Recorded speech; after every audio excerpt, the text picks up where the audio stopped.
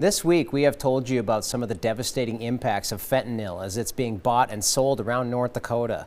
Tonight, in part 3 of our series, Killer in Blue, we meet one man who almost died from fentanyl and was given a way to put his life back together. Check on these again real quick.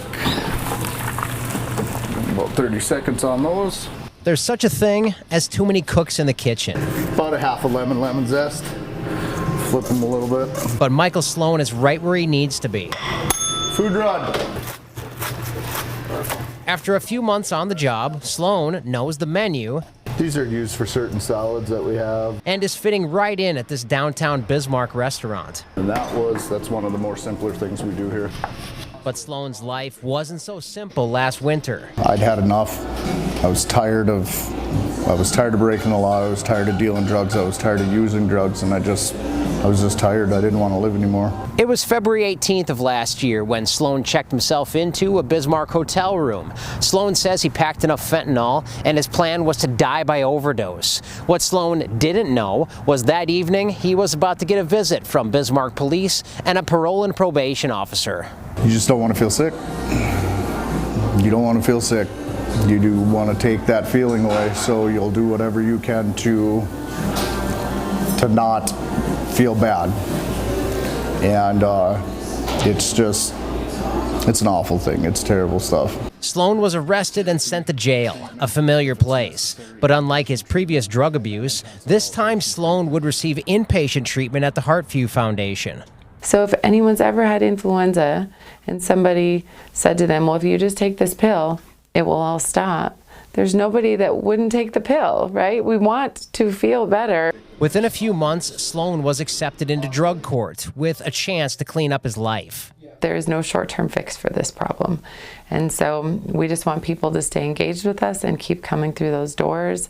And even if people are making small changes along the way, eventually those small changes add up to big changes and people can reclaim their lives. He's been able to move up and beyond, and he really self-educates himself.